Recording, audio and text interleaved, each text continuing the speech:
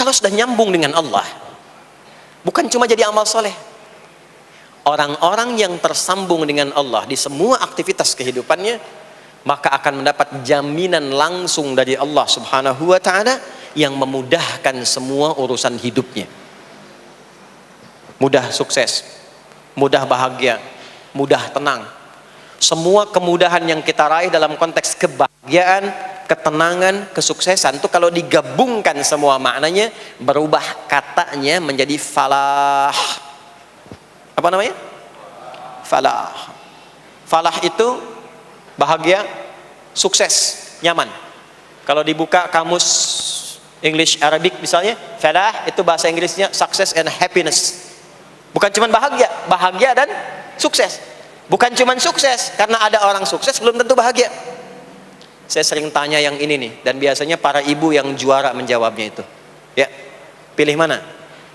Kaya tapi gelisah, atau miskin tapi tenang?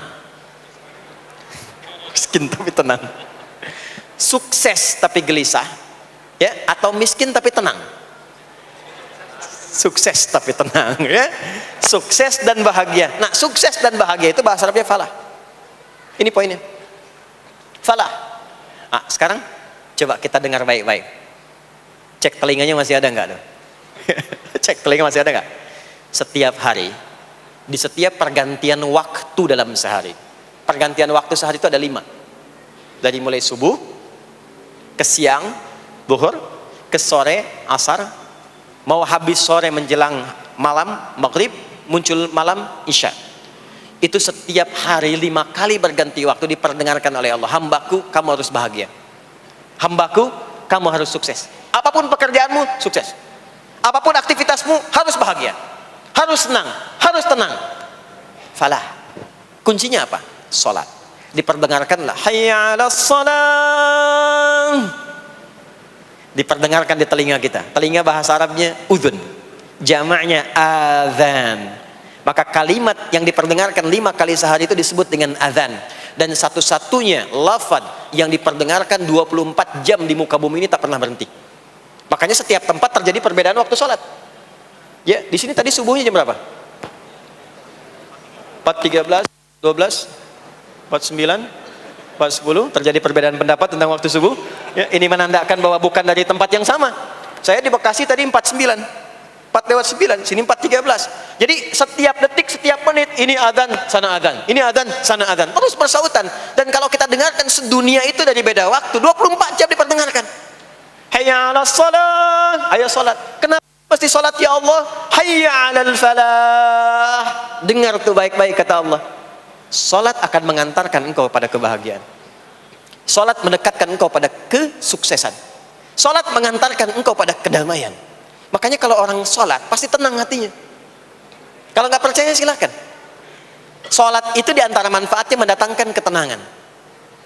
Sholat mendatangkan kesuksesan. Karena itu sholat bukan hanya ibadah yang diwajibkan pada umatnya Nabi Muhammad SAW saja, tidak. Semua nabi dan rasul yang pernah bertugas di bumi itu semuanya sholat dan meminta umatnya sholat. Hanya memang kita yang paling sempurna menunaikannya, caranya. Ya, dulu umat nabi-nabi lain juga sholat. Contoh, Nabi Musa sholat. Nanti diviralkan di Quran surah ke-20, Thaha ayat 14. Nabi Isa alaihi salam yang paling dekat ke Nabi Muhammad 600 tahun sebelum Nabi lahir, itu sholat. Beliau sholat. Diviralkan di Quran surah 19 Maryam ayat 31 sampai 33. Ya, sampai ke 33-nya wa ja'alani mubarakan aina ma kuntu wa awsani bis shalah. Salat. Siapa lagi? Nabi Zakaria. Nabi Zakaria itu kapan beliau mendapatkan berita gembira akan punya anak? Saat sholat. Jadi berdoa, masuk ke mihrabnya Maryam, melihat Maryam punya banyak keistimewaan, maka beliau sholat di mihrabnya itu. Di Quran surah ketiga Ali Imran ayat 38 sampai 39. Hunalika da'a Zakaria rabbah qala rabbi habli min ladunka dzurriyyatan thayyibah innaka sami'ud du'a. Turun jawaban, fanadathul malaikatu wa huwa qa'imun yusalli fil mihrab annallaha yubashshiruka bi Yahya. Jadi Nabi Zakaria itu dapat berita akan punya anak namanya Yahya saat sholat. Di sholat itu kalau dikerjakan bisa berdampak pada percepatan terkabulnya doa. Minta apapun dijawab. sepanjang maslahat. Makanya nanti untuk umat Nabi Muhammad, jangan tunggu panggilan sholatnya adalah panggilan langsung dari Allah. Minta, punya masalah apa? Aku selesaikan, kata Allah. Di sholat itu bukan main-main, bukan beban, bukan sekedar kewajiban, tapi kewajiban yang dipaksa untuk membahagiakan kita. Kalau Allah nggak sayang, nggak akan disuruh sholat. Pak, Bu, itu panggilan sholat. Perhatikan panggilan pertamanya, Al-Baqarah ayat 45. Wasta'inu bis sabri wassalah. Kata Allah, hei hambaku, kalau engkau punya masalah, sabar dulu, terima. Karena aku titipkan masalah itu kepadamu untuk meningkatkan kualitas hidupmu, bukan ingin membebanimu. Dan tidak mungkin aku uji engkau dengan masalah itu kecuali engkau mampu mengatasinya. La yukallifullahu nafsan illa wus'aha. Nah sekarang bawa itu lewat sholat, minta solusi kepada Allah. Terima dulu dengan sabar. Setelah itu belajar untuk meningkatkan kualitas hidup, dan bawa lewat sholat, minta solusi. Ternyata saat kita menunaikan sholat, itu diperintahkan oleh Allah, minta punya masalah apa.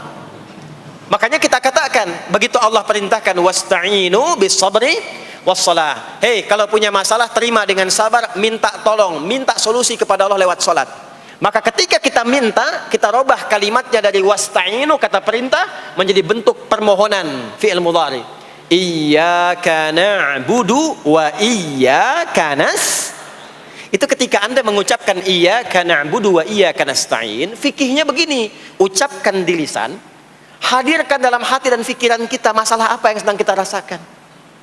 Minta kepada Allah solusinya. Minta. Jadi bukan sekedar diucapkan. Karena hadis qudsinya berbunyi begini, hadis qudsinya.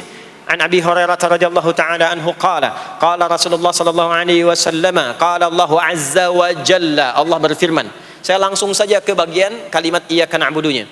Idza qala al-'abdu, kalau seorang hamba berkata dalam salatnya, iyyaka na'budu wa iyyaka nasta'in. Ya Allah, sekarang hamba salat kepadamu, ibadah hanya kepadamu, seperti yang kau perintahkan. Maka hamba memohon kepadamu, ya Allah, seperti yang kau janjikan. Wa iyyaka nasta'in. Lalu hadirkan dalam benak kita, ya Allah, engkau maha tahu sebelum hamba ungkapkan. Hamba punya persoalan ini. Mohon kepadamu, ya Allah, hilangkan semua masalah itu. Berikan hamba solusi yang terbaik. Berikan hamba keberkahan darimu. Itu sekilas hadir dalam jiwa kita. Maka apa yang terjadi? Qala Allah azza wa jalla, dijawab kalimatnya itu, hadza baini wa baina 'abdi wa li 'abdi ma sa'al. Ini perjanjian antara aku dengan hambaku. Kalau hambaku benar sholatnya sampai kalimat ini, apapun yang dia mintakan sekarang, aku akan kabulkan. Sepanjang itu ada maslahat untuk dirinya.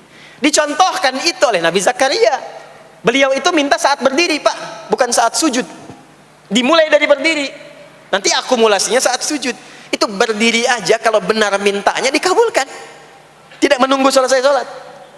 Dan ada fikihnya, nggak sembarangan, ada fikihnya nanti. Ada fikihnya. Ya, ada tuntunannya. Poinnya adalah sholat itu solusi. Makanya jangankan Nabi yang tadi saya sebutkan, Nabi Ismail itu saking pentingnya sholat, wasiat beliau yang diviralkan di Al-Quran untuk semua keluarganya, sholat. Ada di Quran surah 19 Maryam ayat 55. Wa kana ya'muru ahlahu bis salah. Kata Allah, dan tercatat Ismail itu pernah berwasiat meminta semua keluarganya, hei, sholat. Jadi kalau kita mau urut sampai ke atas, semua sholat.